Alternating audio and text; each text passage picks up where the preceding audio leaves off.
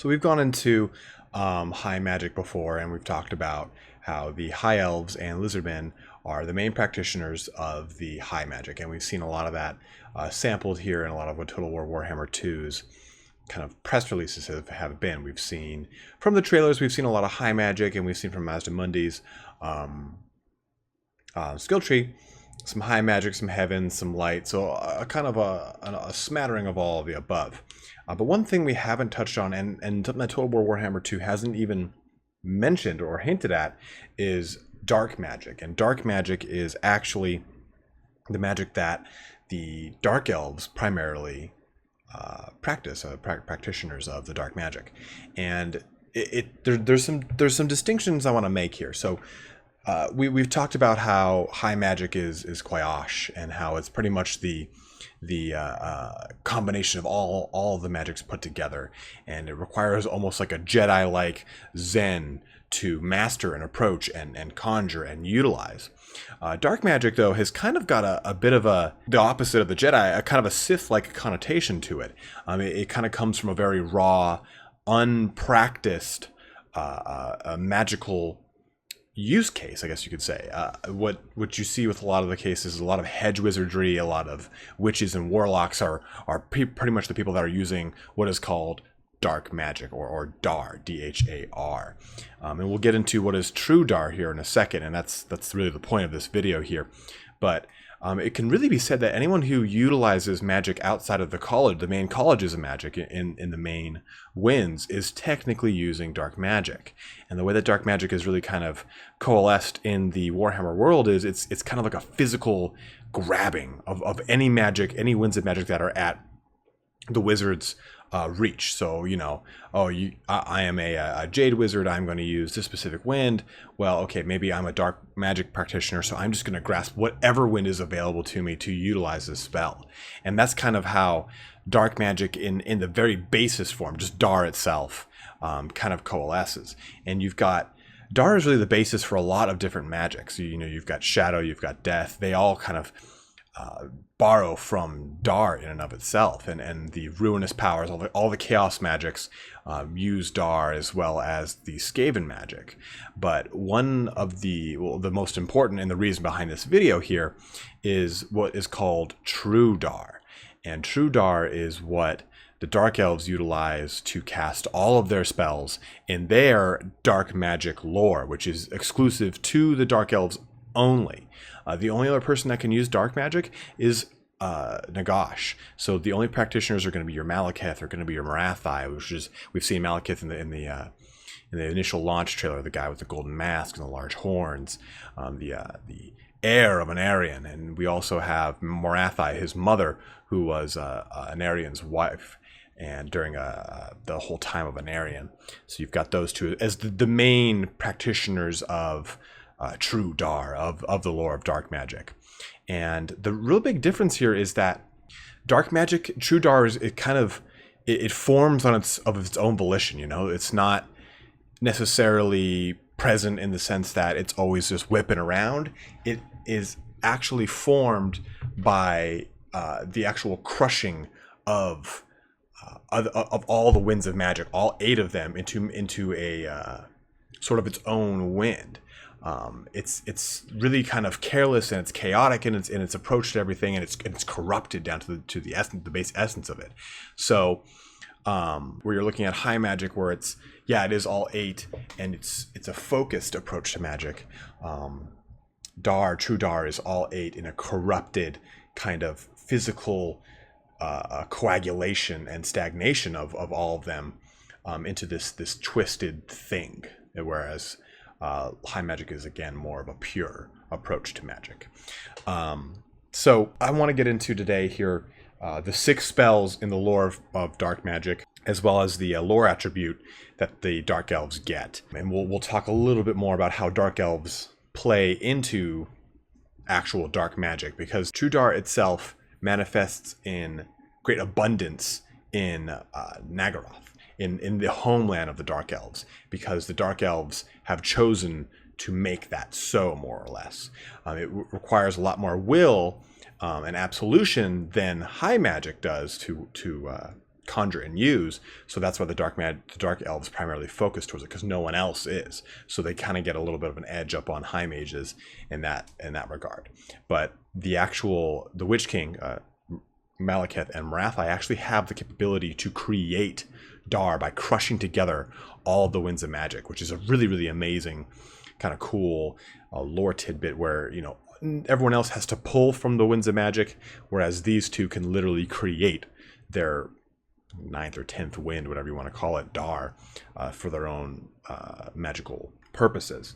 So just like in the other Lores of Magic videos, I'm pretty much going to be reading the little flavor text, and we'll go through how the actual spell manifests itself in the tabletop, and then we'll kind of talk about, you know, how I feel it's going to be in Total War Warhammer 2. And again, most of this, if not all of this, in fact all of this, is speculation. We have no information on dark magic or even dark elves for that matter. I think it's pretty safe to say that the rest of June will be taken up with high elf kind of mini releases and little show and tells here and there. The big flyover of the campaign map is going to be pretty awesome. And I'm thinking that July will actually see probably a lot more dark elves. And if not, maybe some of the Old Friends DLC before hopefully seeing some Skaven here in September time before actual launch.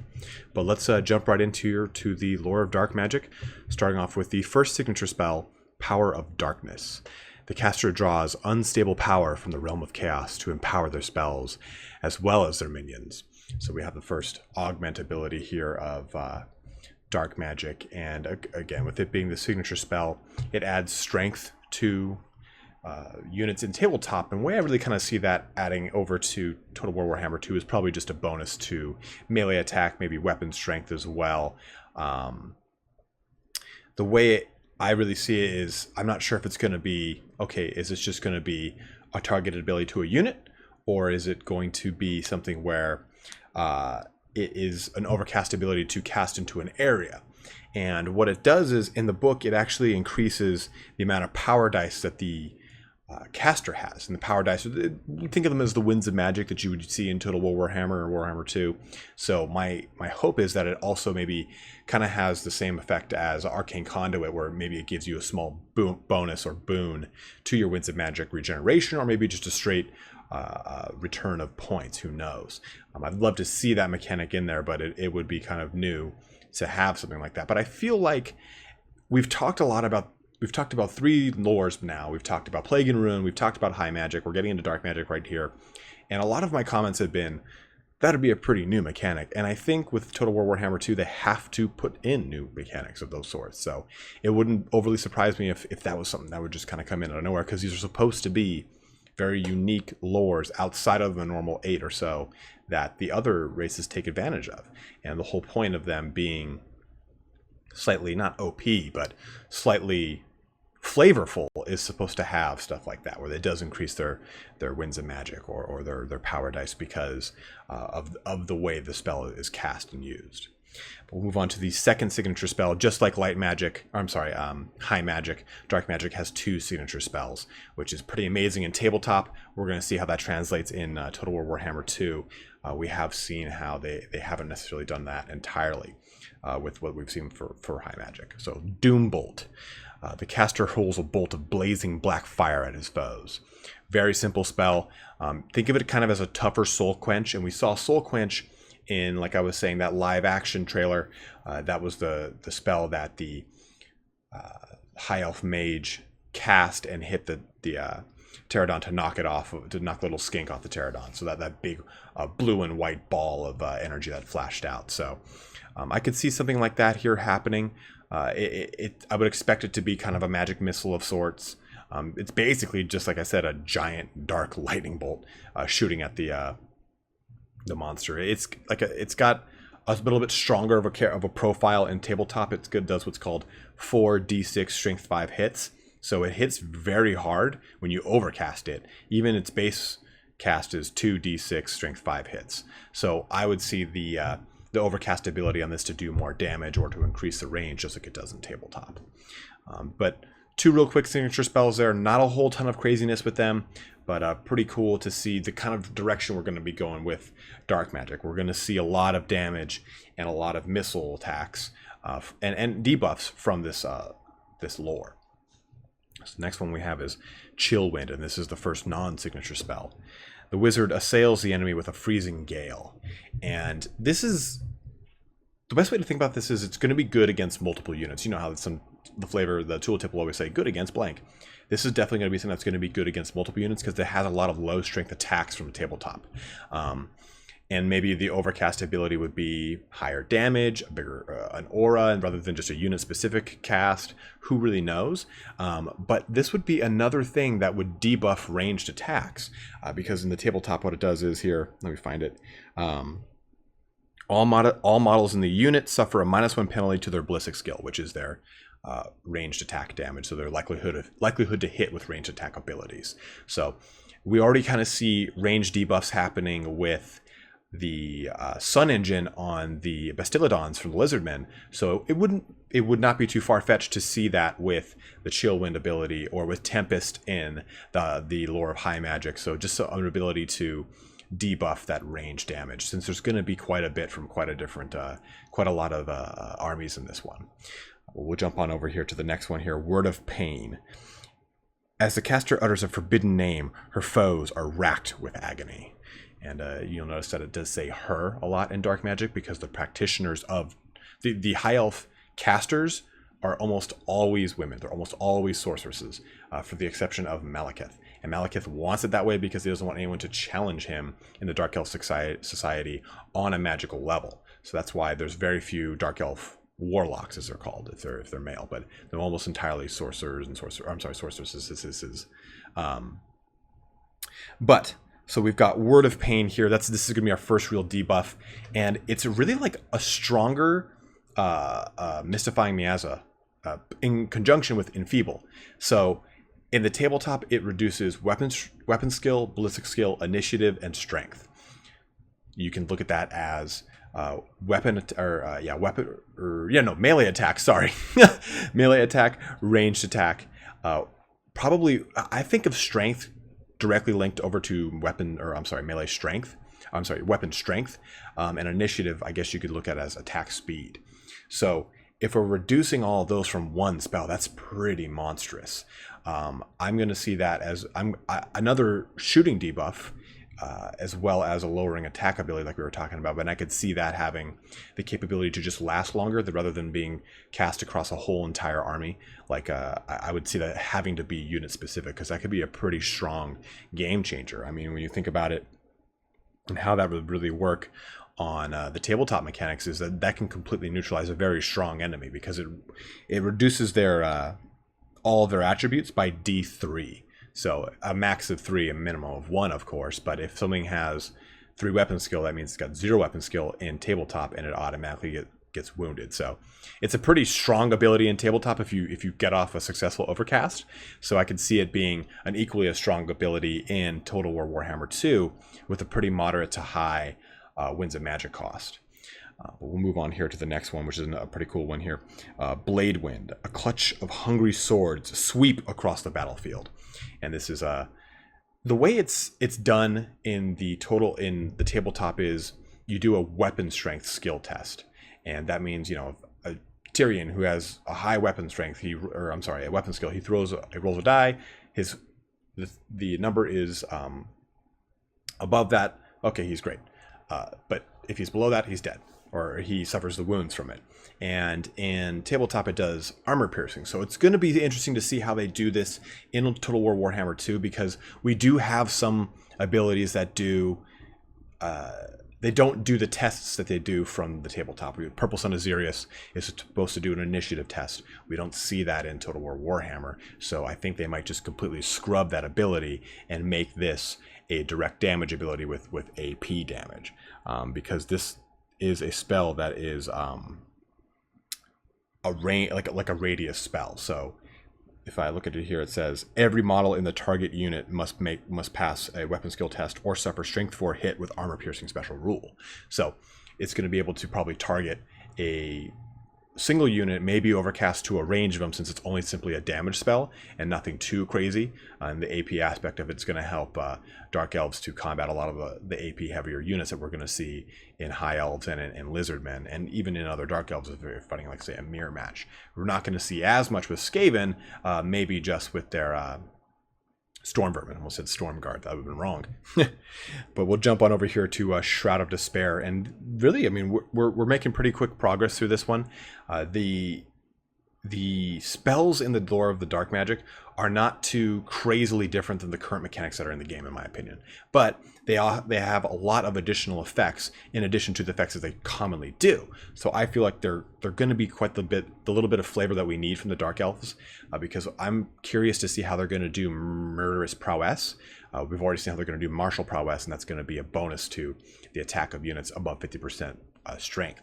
So I'm curious to see how they do that with Murderous Prowess. Maybe that's a weapon strength bonus rather than a melee attack bonus. But Shroud of Despair. At the caster's command, light is driven from the battlefield, and numbing darkness rushes to fill the void. So this is what is called a hex spell, clearly just a debuff, and this is something that happens in an aura around the sorceress. So the game, or the tabletop, what it says is, it basically negates the effects of Hold Your Ground and Inspiring Presence. Inspiring Presence is the aura that your general gives to the leadership of your unit. So I would be really interested to see if they chose to have that ignore a Hold Your Ground from some of the other generals in the game. Or maybe a way to negate the actual aura that the generals give to their units to increase their leadership or to increase any of their attack or special other perks like the Fey Enchantress's aura. So I'd be very interested to see if they gave that ability. Other than that, though, I could see it just conferring a leadership debuff to everything in their radius around the sorceress. Maybe that would be a passive skill. I'm not sure how they're going to deal with that, but it's a pretty nifty one. And then we're going to jump on over here to probably one of my favorite spells, aside from the last one, in the lore of Dark Magic. It's Soul Stealer. And let me read the flavor text here. Tendrils of pure solidified darkness writhe out from the wizard's outstretched hands, draining the life force from their hapless enemies to renew the caster's own vigor. So we're going to see, if you just listening from that description right there, you've got a high AP kind of DD, a direct damage ability that is hopefully going to have a healing capability behind it.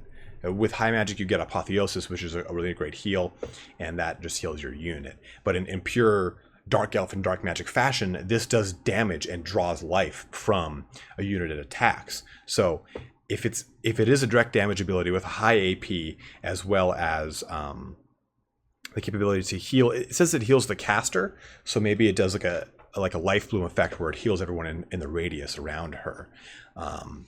In the tabletop, it's got no armor saves allowed, so that's why I'm saying it's going to be an AP dynamic.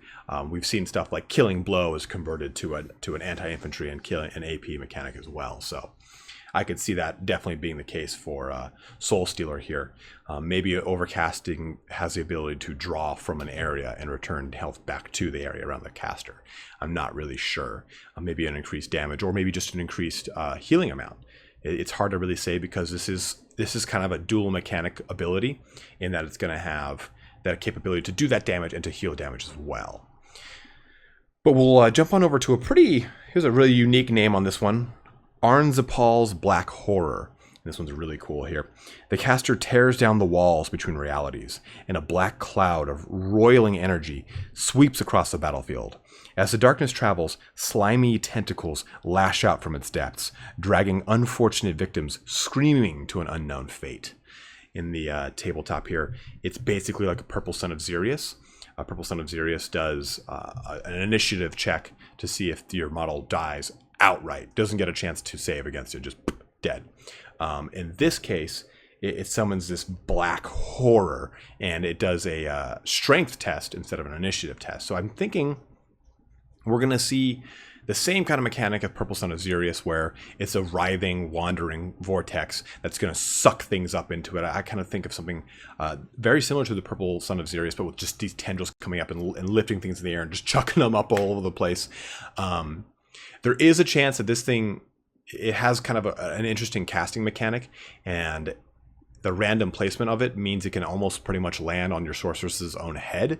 So I wonder if they're going to add a randomness factor to this, that it has a chance, maybe the lower health of the caster, the more likelihood it has of moving towards her or towards Malekith. Maybe something like that, where it can, I guess again, the lower the health, the more risk you have in using this ability. And maybe that would be an interesting mechanic. That's purely, again, speculative, but that'd be a really cool way for them to use a spell that has that randomness, but without having to deal with the dice roll that you would get from tabletop to trigger that randomness, that the RNG, as they call it. So the one thing we haven't talked about here is Spiteful Conjuration. That's the lore attribute for the lore of dark magic. And the way it works is anytime you cast a Hex, Magic Missile, or direct damage, which is everything minus Power of Darkness, which is an augment, you basically do more damage to the unit you are attacking with an AP attribute attached to it. So since there's no dispelling in this game, because you can dispel in tabletop and completely negate a spell being cast, I don't know how they're going to really conjure, oh god, no pun intended, fuck, conjure this lore attribute. I don't know if they're going to make it so that maybe when you cast it, things around you have a slight bonus to AP, or a slight bonus to attack damage, or something like that, that's going to lend to the Dark Elves' nature of murder. They're predisposed to it as it is. So I'm sorry I don't have as good of a speculative mind on this one, because it's such a unique mechanic in the tabletop. It gets me to wonder how they're going to jump that gap for Total War Warhammer 2. And they've done a really good job staying true to the essence of some of these magic rules and making them, or I'm sorry, these special rules, and making them true to form. Like, again, I've brought up martial prowess and how they've kind of tweaked that to give the same type of fluff benefit that it does from books. So I'm not worried that Spiteful Conjuration, if it is included, will still be very true to the lore of dark magic and true to the essence of dark elves themselves. But to be honest, guys, that wraps up the lore of dark magic here. That's pretty much all the spells that we have from the tabletop. There are some spells that are outside of the 8th edition. This is strictly from the 8th edition that I was reading here, but we do have other ones in other editions, and unfortunately I don't think that we'll see too many of those, if we do at all, because everything I've seen from High Magic and everything I've seen from some of the other magics would lead me to believe they're pretty much going to stick with 8th edition. They kind of, with the High Magic, they showed the Phoenix writhing through like a line of units and doing damage. I kind of saw that as a 5th edition, or I'm sorry, a 7th edition High Elf spell, but they've chosen to name that Fiery Convocation, which is an 8th edition spell. But I mean, even if I'm taking a look at the 7th edition Dark Elves, the same ones are in there. They're just a slightly different kind of flavor text and effect to them. Like, here's Doombolt. As the invocation is spoken, the otherworldly beast known as Caharadon unleashes a bolt of pure darkness upon the Dark Elves' adversaries. So similar kind of fluff to them, but slightly different. Things, for the most part, got mainly a buff moving from 7th to 8th edition Dark Lore of Dark Magic. Those of you that play, of course, already know that. But again, guys, that's the lore of dark magic here. We've got some more videos coming out lore-wise. Some of you guys have mentioned that you really want to see Tilia.